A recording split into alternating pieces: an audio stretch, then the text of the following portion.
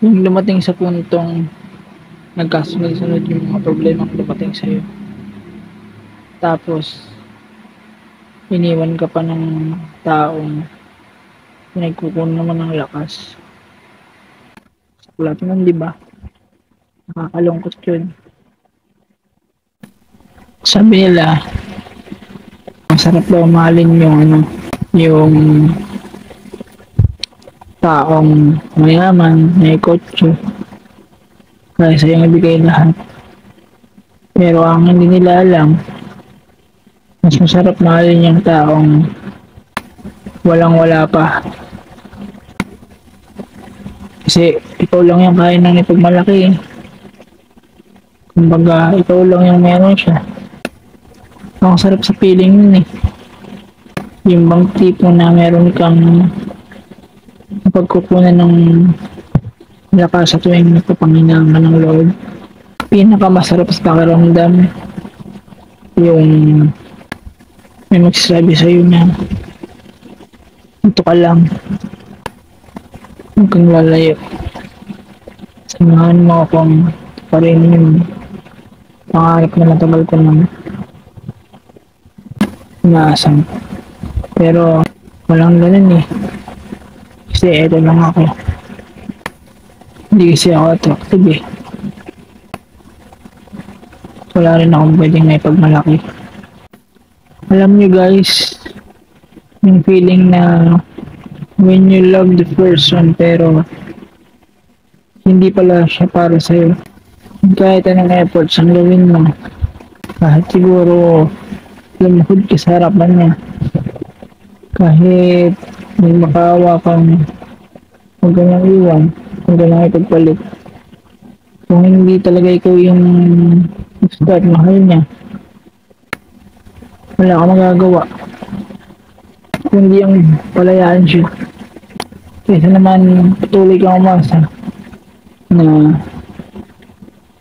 matanggapin ko na mahaling ganyan. Eto na. Nandito na tayo. Siguro, kailangan ko na talagang lumistahan siya sa'yo.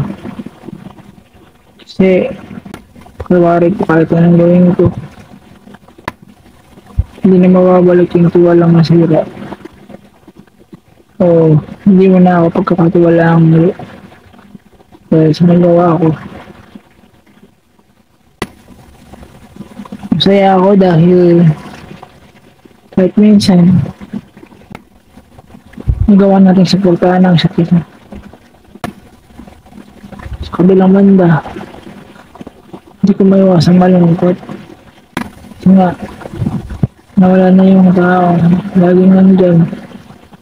Laging nagpapaalala sa akin na kailangan hindi ako sumuko. Na dapat hindi ako sumuko. Ay tuloy ko lang yung pangarap ko.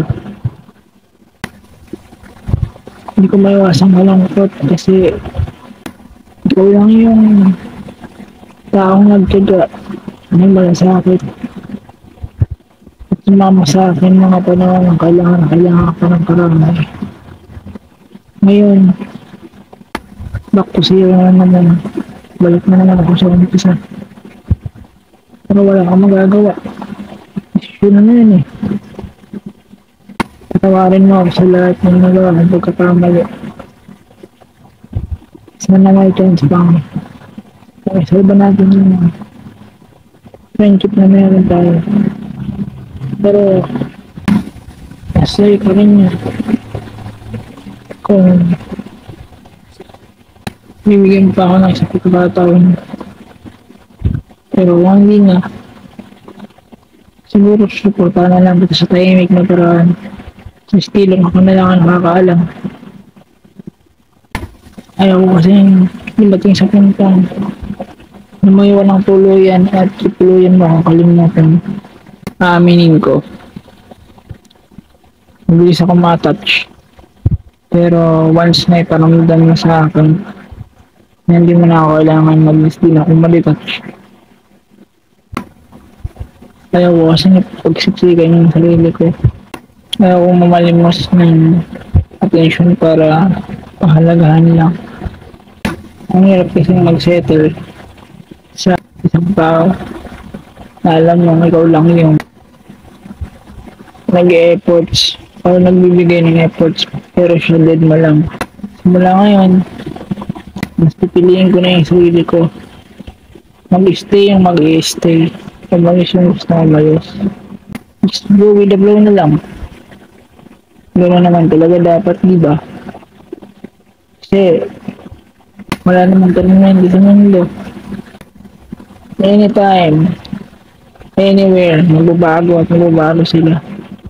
Yan yung totoong realidad ng mundo. Huwag kang masyadong ma-attach sa mga taong kilala mo. Dahil hindi mo alam kung totoo ba sila sa'yo o hindi. Simula ngayon, ayusin ko na yung sarili ko. Mahayaan ko na yung mga bagay na kinakatakutan lumawala. Bahala na kung saan ako dali ng tadhana. Basta gagawin ko yung best ko sa lahat ng bagay na ginagawa ko. Darating yung araw na mag-succeed. Salamat. Pero kung hindi sa atin ipagkaloob yun, okay lang. Hindi naman kasi lahat ng pangarap natin tutupad natin kahit anong gawin natin pagsisikap kung hindi talaga para sa atin. Hindi talaga para sa atin. Ganun lang yun.